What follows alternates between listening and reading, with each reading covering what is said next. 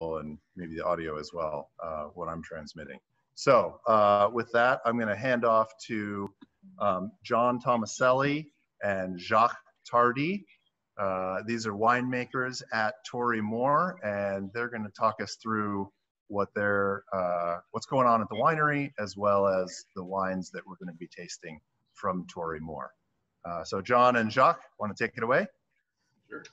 Yes, I'm Jacques. I'm one of the winemaker at Torii Mor.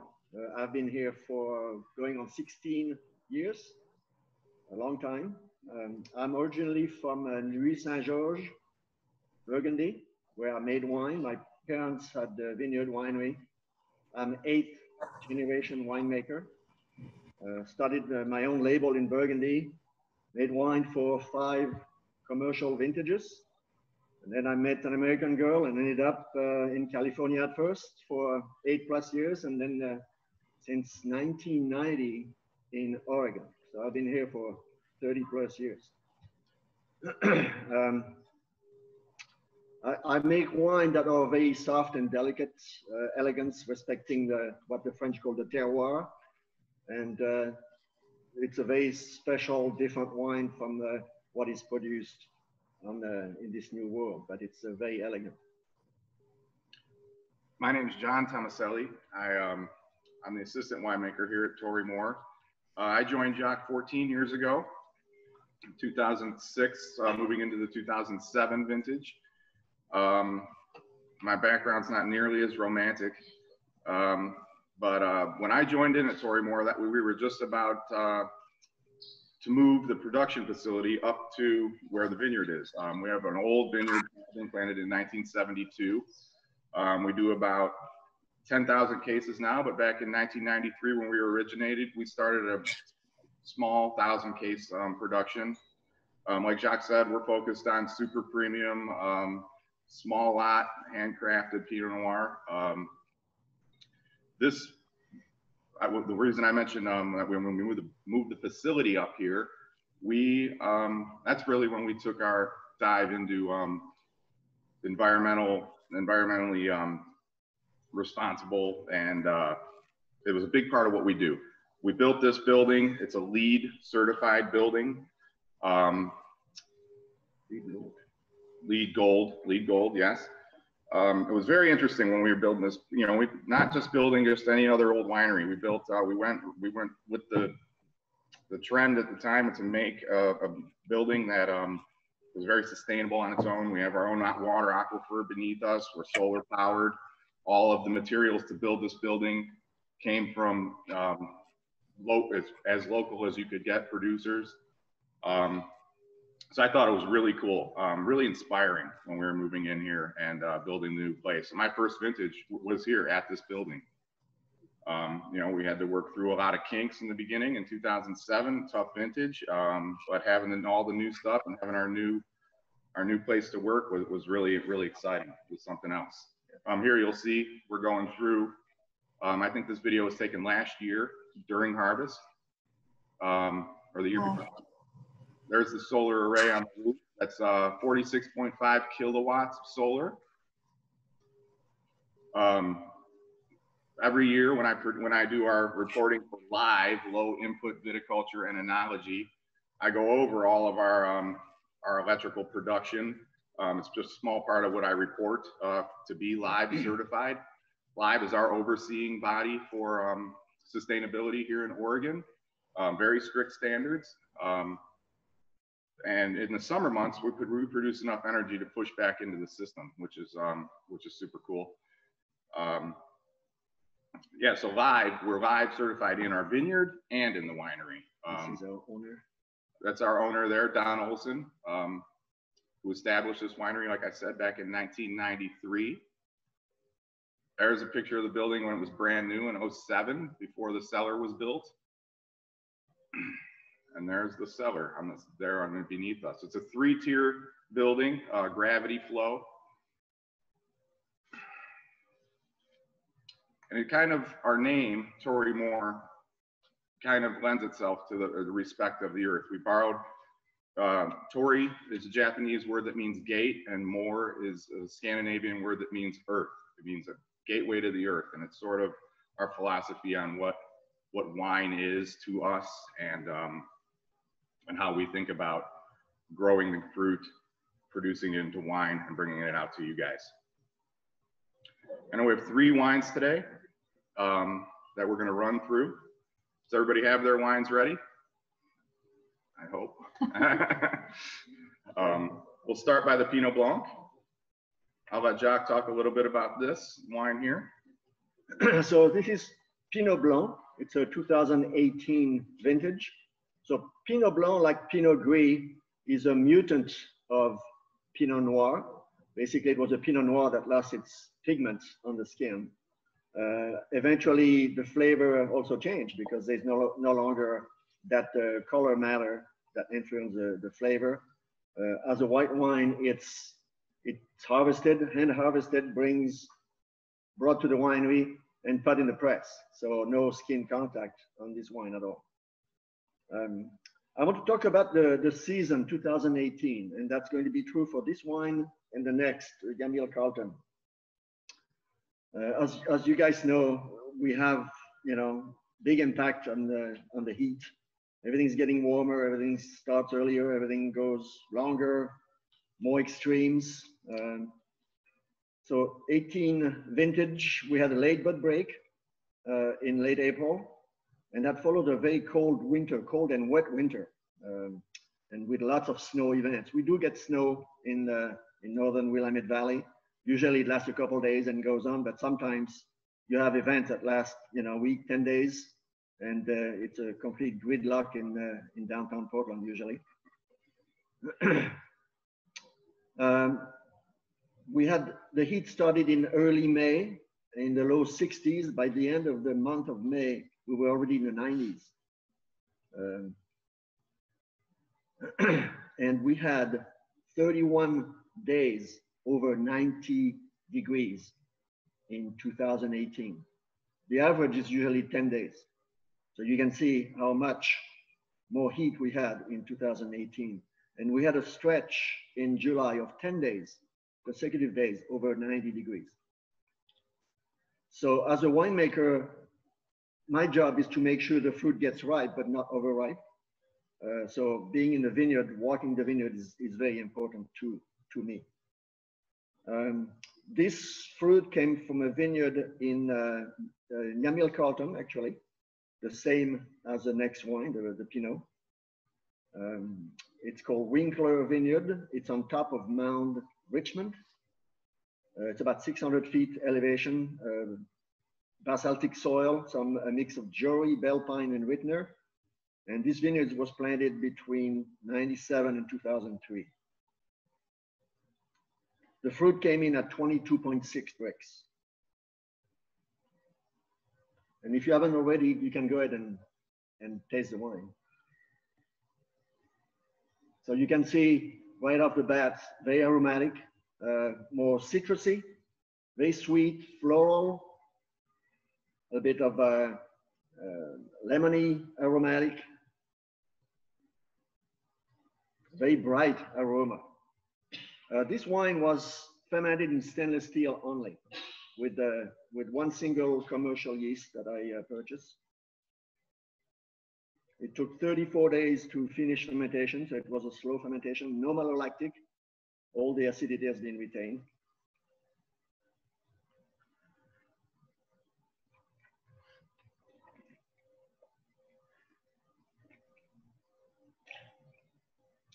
Jacques, this is dynamite, and thank you very, very much for talking us through this. I'm enjoying the wine myself, and I actually note that a couple people have not muted their video, and I'm really enjoying the sort of social virtual experience of seeing other people like Natalie and Scott, hi there, enjoying your wine as well. And so I'm going to encourage you, if you'd like to unmute your video so we can all sort of enjoy wine together and see one another doing that, you're welcome to. You can taste that bright acidity, very lemony, yes, but also floral aromatic flavor. Long finish. I have citrus, green apples, but very long finish, just turning a little bit bitter in the finish, not unusual for Pinot Blanc. but lots of sweetness, lots of richness. This wine, the pH is 3.18. The acidity, total acidity in gram per liter is 6.45. And the residual sugar is below 0.2 gram per 100 mils, or below 2 grams per liter. And the alcohol is way up there, it's 13.85. I should mention that I try to make wine that do not go over 14%. For me, going over 14% kind of changes the flavor and the impact in the mouth. So I'm trying to keep it under 14 if I can, and it's not always possible. But sometimes you go in the vineyard and it's not ready to harvest, and you go 2 days later and it's already past the point of picking, and then you ask the grower to pick, and it takes another 2 days to bring the fruit in. So it's a big moving target. Any comments, any questions? Questions at the end? Okay. Small production wine here, only about 365 cases of this wine produced. All these wines today we'll taste are very small production wines. I need to speed up. Okay, so let's move on to the next wine.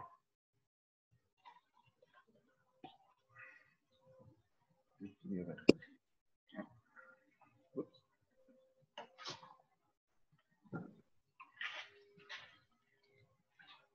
So this is a Pinot Noir, 2018, Yamil Carlton AVA. That's our appellation wine. We make appellation wines and single vineyard wines. This wine happened to be both an AVA and a single vineyard, Winkler Vineyard on Mount Richmond in Yamil Carlton area. So same growing season.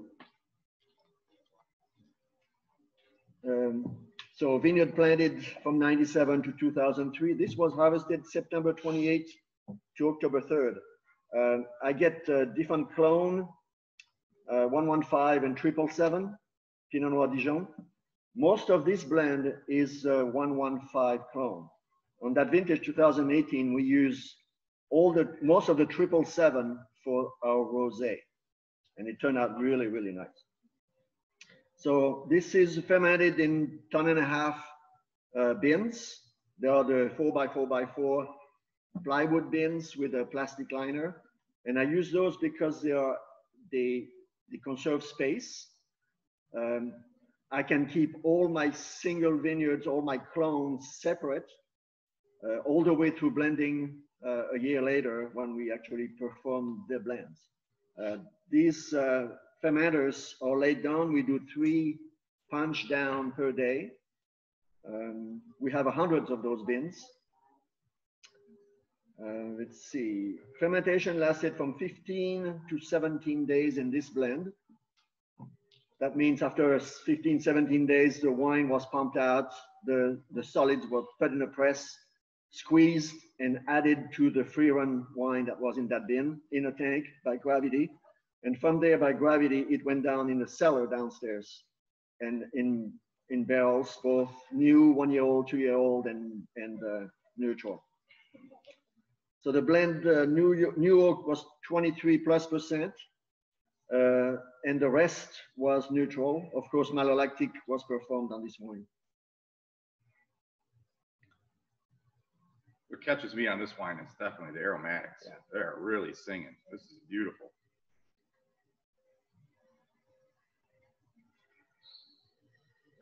In my notes here, when I wrote these in April of this year, I wrote violet and lavender with red and dark cherries. And I definitely see that violet, lavender right here, right now. And it's a bit of earthy, burgundy-like tone. But hi, Jason. Hey, good morning, or afternoon, I guess it is. There's a few questions in the chat, I think people have put forward, I noticed. Yeah, we were gonna actually save asking and answering the questions all the way to the end, but I'm fine with sort of interrupting the flow here. And one of the questions that I see that's particularly interesting is, how is the changing weather patterns changing your wine production methods? Well, mostly it's keeping an eye in the vineyard. Having more heat in the vineyard also promote more powdery mildew. So we have to be very careful in our spray program. As John mentioned, we are live certified, so we only have so many chemicals of soft chemistries we can use. And most of the time you cannot repeat the same spray twice. So we have to be very diligent in what we do in the vineyard. So the other side of the equation is because it's drier, we get pristine fruit at harvest most of the time. Very rarely we have botrytis. It does happen, but very, very rarely. So we get better quality fruit. You know, having done wine in Burgundy and here, this is the main difference. Burgundy has botrytis rot every year. It's a given. Here, it's rare when we have that. So this is a big plus. Otherwise, timing of harvesting. As I said, I'm one of the winemakers that tends to pick earlier rather than later. And I spend time in the vineyard and I go through and I taste, I chew on seeds and skins. That's how, you know, if there's flavor, then it's ready to pick. If there's no flavor, and even if it's 24 bricks, it's not ready to pick. If you end up with 25 bricks, well, I'm not afraid to fix that. And as we say, we rinse our bin really well. But again, we're trying to get at that below 14% alcohol to have more elegant wine.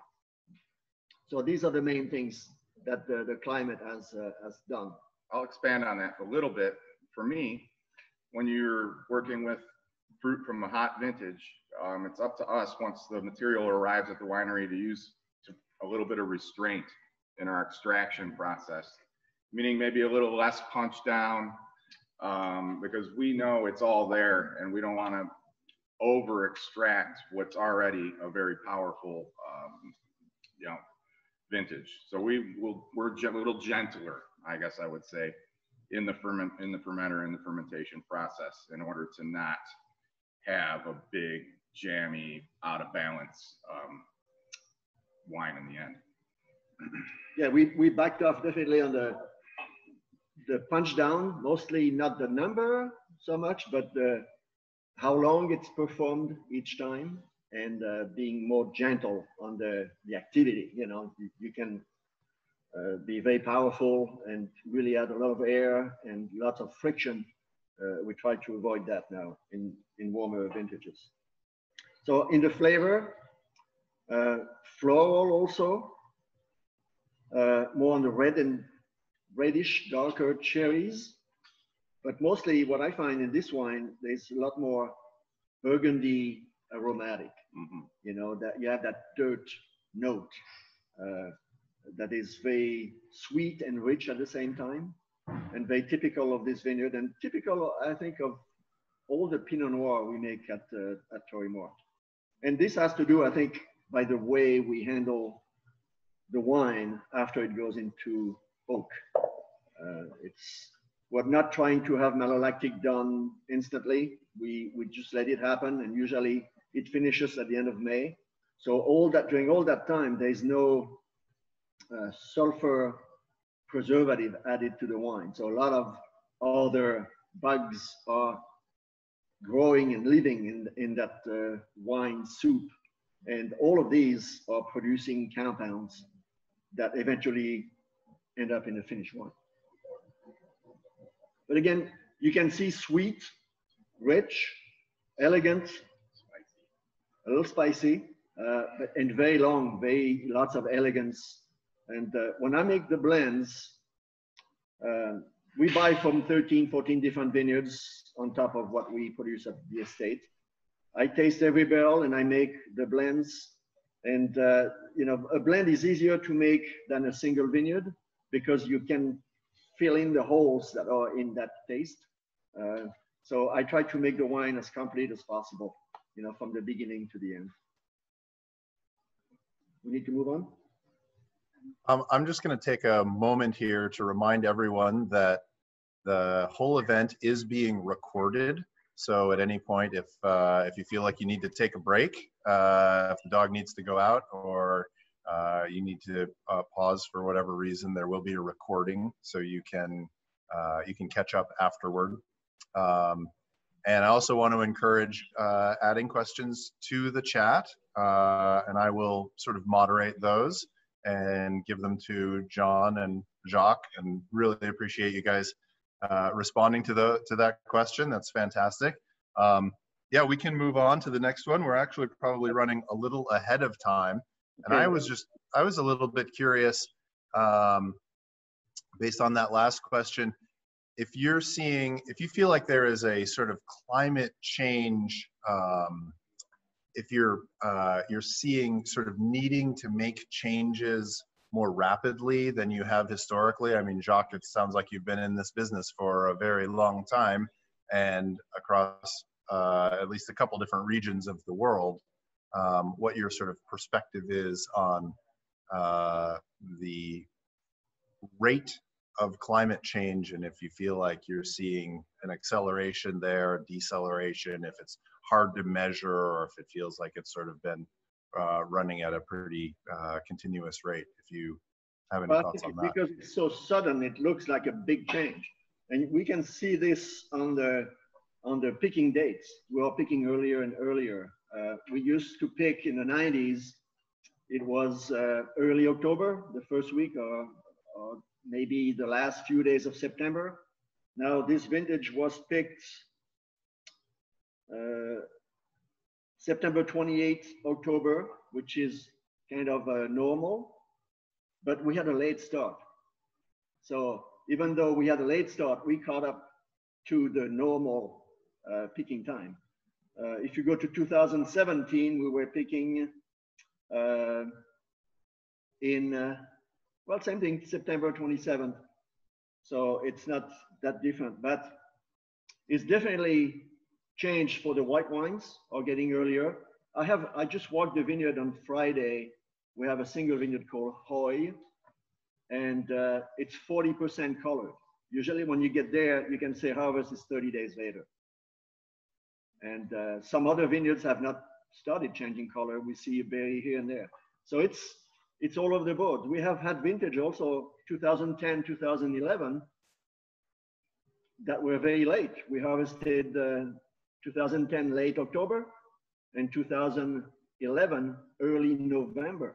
That was the latest ever. So even though we are warming up, the whole weather is completely changing and not always in a continuous manner. So we have to take it. We just go with the flow. Got it. We definitely cannot control it. So I want to mention this. This was bottled April 21st, 2020. So 16 or so months in oak. The oak here said it was 23+%. It's a pH of 3.61. The total acidity 5.47 gram per liter. It's dry, and the alcohol is 13.6. Great. Jacques, you used the word bricks a time or two when you were describing your wine. Would you mind just defining what bricks is in the context of winemaking? Bricks is a measure of solids. So sugar is solid, so is acid. So if you add sugar to water, it's a density measurements. It's used mostly in the US. In France, we don't use that. We use specific gravity, for example, in Europe. So it's gram of solid in 100 gram of liquid, of a solution. So it's not gram per 100 ml. Yeah. So the higher you go in bricks, the less the volume you're having. So that's, new winemaker get caught by this. The less volume you have, the more alcohol that bricks is going to produce as you're looking at it. That's why in Europe, they're using specific gravity, and it's by volume. So, it's a simple math. You divide how many grams of sugar in a specific gravity by the number of gram for one alcohol, which is 17 to 18 gram for 1% alcohol per liter. and you have the final. Here you have to be very careful when you talk about bricks and the conversion to alcohol. Does that help you? That answer the question? Okay. Absolutely. Excellent. Shall we move on to the third one? Let's see, we've got a Pinot Noir, right? Yes. Remaining? So this will be the estate, and this is a 2017 vintage.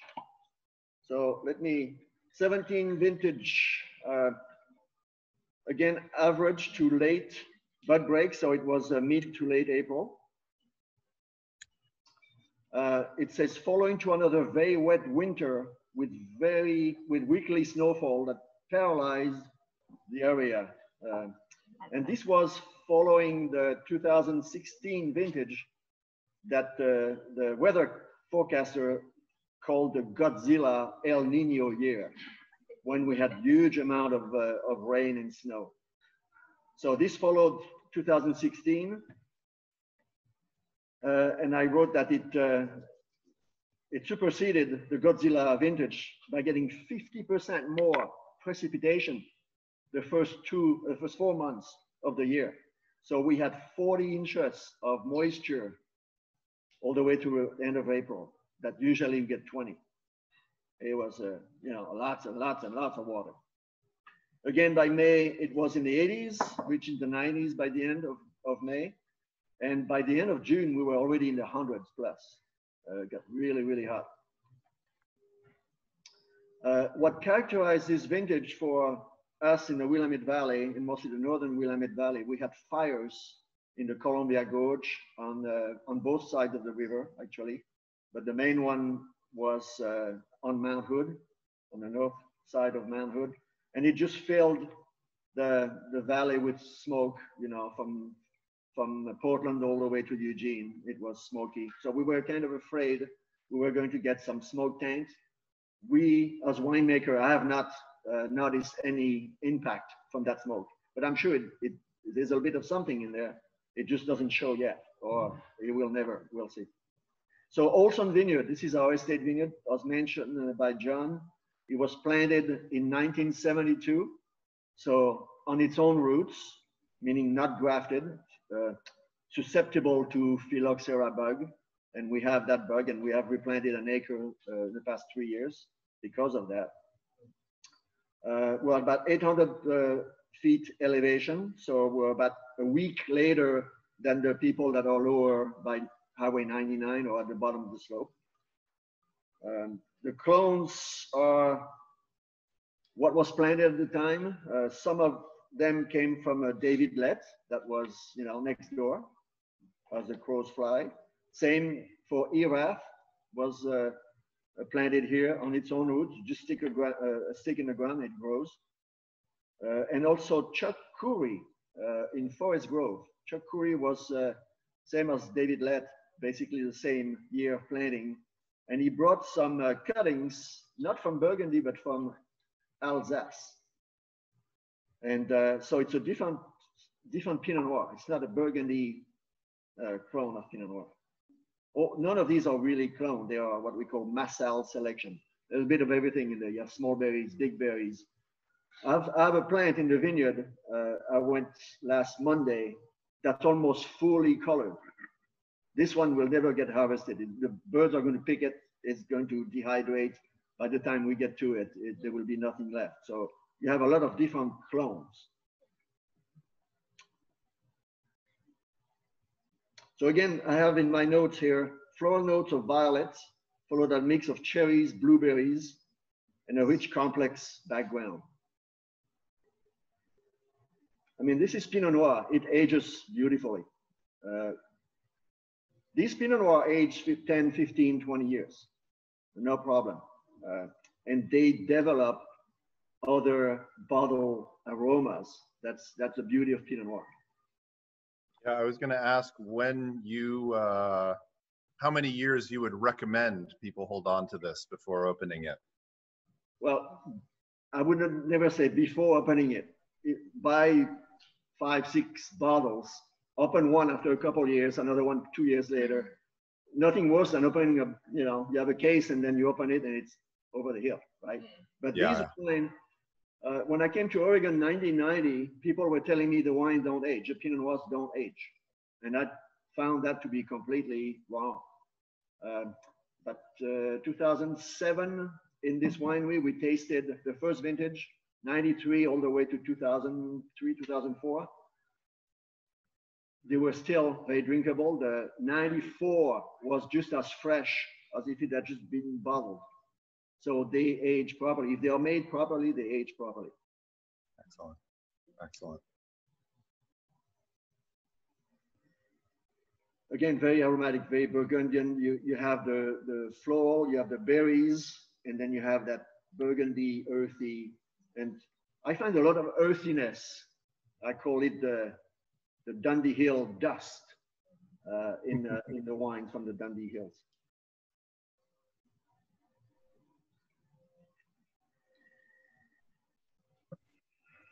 Anybody else has questions for John or Jacques? Feel free to drop any questions into the chat. Now, this wine is not a big, powerful wine, but it's all in elegance, in length, in layers of complexity. You know, this, when it's tasted against other wineries, you know, top wine, it never does well as a score wine, but you have to pay attention to it. It's all there, and it's in waves. It comes and comes and comes, and you have a very long, elegant finish. And that's what old vines give you. So this is what 44-year vines. So they have produced over 40 years, you know, and this is the result of old vines. And they produce less. Yes, they do produce less grapes, but the quality is higher. And that's why people tend to keep older vineyards, even though, you know, you don't get the tonnage per acre, but the quality is not replaceable. Yeah, these types of grapes are very hard to come by, the old vines, and would be priceless. Winemakers would do lots of things to get their hands on these kinds of grapes. So we're very, very lucky to have these old vines and that bring all the heritage and go right back to the beginning of our industry here in Oregon. That actually might be a really good transition, John, into one of the questions that we had in the chat about the varieties that you offer, and beyond Pinot Noir and Pinot Blanc, if there's anything else that you produce. Absolutely. This is a Pinot Noir house, but we also do some really cool white wines. We have some Chardonnay planted here, so we do Chardonnay. We do Pinot Gris. You tasted the Pinot Blanc. We do a little bit of Viognier. It comes from Southern Oregon. On occasion, some Syrah might show up here in the winery. We do port for Syrah for our port, but sometimes we make a dry Syrah as well. And this year, we're going to do some fun Bordeaux varietals from Southern Oregon. We're going to get some Cab Sauv, some Merlot, and some Cab Franc. So that'll be fun, so stay tuned. Dynamite. Yeah. And along those lines, are you open for tastings right now, given COVID-19? Is there availability for people to come and taste these other varieties? And yeah. We have, you know, our tasting room's open all the time, 7 days a week. It's just you got to make a reservation, so we, you know how many people are coming, and we can manage the flow and you know, be within the protocol of everything we have to do because of the virus. So yeah, wear your mask. You'll be seated, but you know, I've gone out tasting in the valley a little bit, and you know, during this pandemic, and it's a very enjoyable experience. It really, once you're sitting down and you have the wine in front of you, it's no different than the way it used to be. It's really, so I would encourage coming out and visiting. And also, I mean, if you like these wines, you could jump on the website and get some delivered to you. I think there's a coupon code in that little box that you have. It's 15% off. But come see us for sure. Hannah asked, how many tons per acre do the old vines produce? Up to 2 3/4 tons in this vineyard, the Olson vineyard, but it has gone down as low as a ton per acre. And all of that has to do with bloom in mid-June when the grape flowers, and it doesn't need any insects. It's a self-pollinating, but it needs warmth and no rain and no strong winds. And speaking of 2020, we had all of that. We had the heat early, and then we had the rain and the wind. So the vineyard that went through bloom before the rain and the wind have decent yield, different crop, good crops. But this vineyard right here also has been hammered, and I'm looking maybe at a ton, maybe 1.25 tons per acre. And most of it because the berries are not there. The clusters are medium size, are not very big this year to start with. And the berries are not there. You have 30 berries, 50 berries when there should be 100 to 120. And most of them are not full size. So it's usually when we have a small crop, we see a small crop. When it comes in the winery and we put it on the scale, it's always less than we expect. So, but the good thing about these vintages, you have a lot of skin for less liquid, so high extraction, more concentrated wines. So the wines are going to be good. It's cyclical though. Some years were loaded, some years were not. This is just a down year as far as tonnage goes. Yeah. I mean, in some vineyards we have had 5-6 tons per acre, a month before harvest, and we start dropping fruit to go to 3.5 or so tons per acre to make sure it ripens properly, because you never know how long the growing season is going to be. And mostly the warmer, dry growing season. A year like 2019, summer finished the last day of August last year. The next day was 60 degrees and starting, showery, and that was through the month of September. So in one way, it allowed the grapes, the berries to ripen properly at a cool temperature, and that's where you get the best flavor, the freshest flavor. And that delayed harvest by a week, 10 days at least. And the bricks, the sugar level were much lower than expected. If the summer had continued, we would have harvested mid-September and probably would have been 24 plus bricks. But in last year's case, we harvested at the end of September, early October, and the bricks were in the 22 to 22.5 range. So we end up with wine that are in the lower 13% alcohol instead of being in the higher 13. The wine, the 2019, are very elegant, very beautiful wine, very fresh.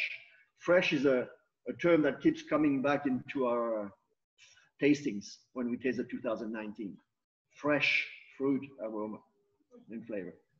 I have two things that I want to add. First, John, a moment ago, you mentioned that there was a discount code, and so I grabbed my guidebook just to confirm that I had the accurate discount code in my head. So it is SOLAROR, SOLAROR, and that's at the bottom of the page on the Torii Mor Winery page. What is that? Page 4 in the guide. So if there's anything that you're interested in ordering, definitely use that SOLAROR discount code for 15%. That's through the month. And then I also wanted to, Jacques, what you were just saying, it brings to mind every time that I'm sort of tasting wine and in the wine community. I should say I grew up in Sonoma County, sort of the Sonoma, Marin, Napa border. And so wine has been kind of pretty close to me for a lot of years. And having an opportunity to talk to somebody like you, it always brings to mind this magical alchemy that is part art, part chemistry, part agriculture, part sort of fashion and what is in vogue taste-wise. It's just it's an amazing sort of array of things that a winemaker has to balance, taking from those different areas of art and flavor and science. So one of the questions that we got is, Adrian asks, your description says that the wine is aged in 5% new French oak. Can you explain more what that means and what is the other 95%? Well, so there are two ways of count new oak. So in these sheets, in the description, I show how many gallons in that blend went into brand new barrels, French oak barrels. Then I use already filled barrel from the previous year, so that's a second fill and third fill. And after the third fill, I count them neutral. So this, because it says new oak, that's the volume of wine that went into new oak in this blend. And my other new oak, I add up one brand new oak barrel, these hold 60 gallons. If it's a new barrel and it goes to the blend, that's 60 gallons in the total blend. If it's a second fill, it was filled the previous year and I filled it second time, I count this full barrel, 30 gallons of new oak. And if it's a third fill, I count that barrel, 15 gallons of new oak, and I add these new oak gallons and divide by the total blend. And that gives me the real oak impact. Because sometimes you taste wine and you ask the winemaker, and he says, there's no new oak in there, but you taste it. No, because it was 50% filled, second fill. That's where the new oak came from. It's not new, but it's still there. That's great. I would love to hear you address, Jacques, a little bit more sort of who you are and that, in that, as I was saying, that sort of magical blend of like thinking of a winemaker as a chef, but also thinking of them as a chemist and also thinking of them as an agricultural, a farmer. Sort of how would you say you sort of divide up your perspectives on, the art and the magic of producing something that is a culinary delight versus the lab chemist in you versus the soil nurturing farmer that you are versus a business person, for instance? Well, being from Europe, wine is a food. It's part of a meal.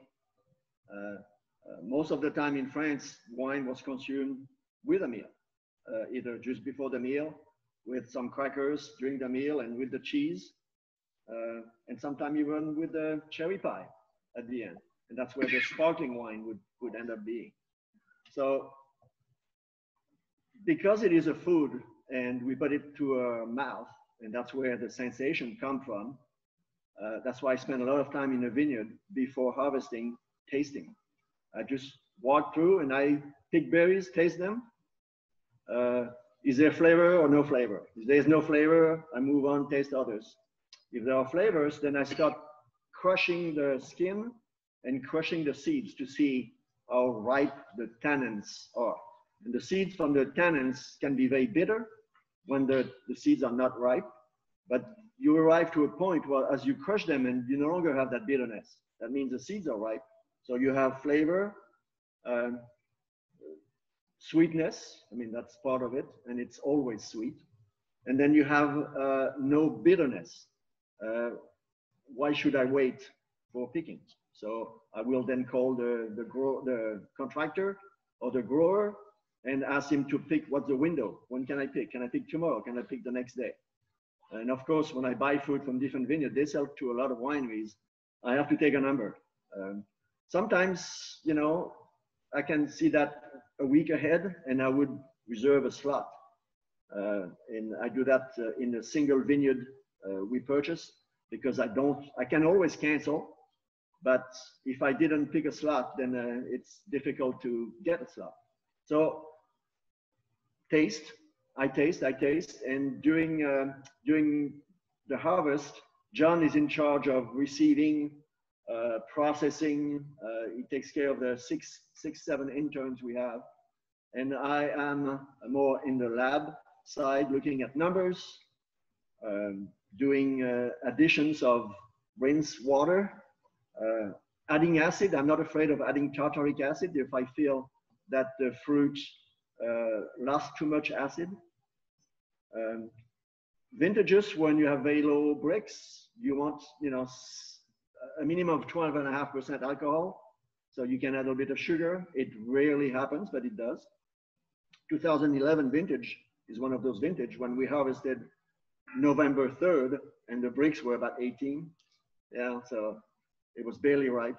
You have to make the wine as good as you can, right? And then following it in the barrels. After the wine goes in barrels, every one of those is an individual.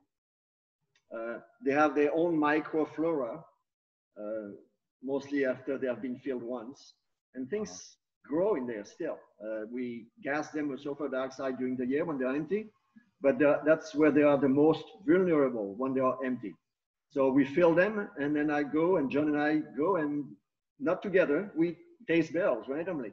And John tastes probably even more than I do because he's in charge of topping the barrels. These barrels, every 2 weeks, we open them and we refill them with the same wine because there's evaporation and we take samples.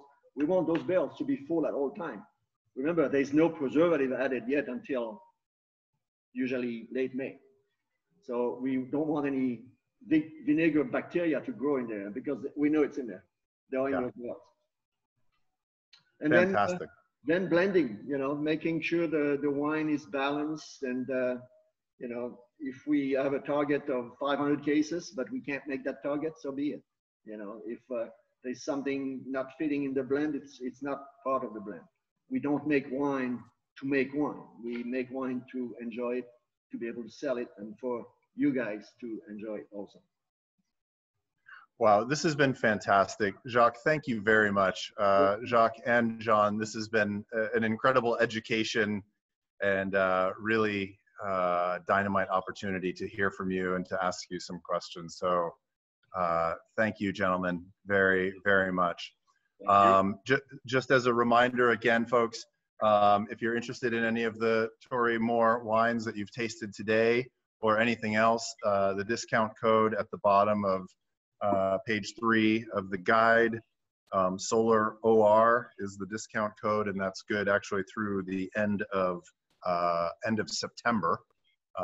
So feel free to use that code for a 15% discount on any of the wines that you might choose from Torii Mor. I really appreciate, guys, you're taking the time today and taking us through these 3 wines and your experience of winemaking in the Valley. Really a dynamite education. So thanks, gents.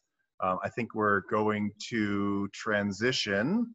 If there are any other questions that any of you have for John or Jacques right now, feel free to drop them in the chat, which I'm watching.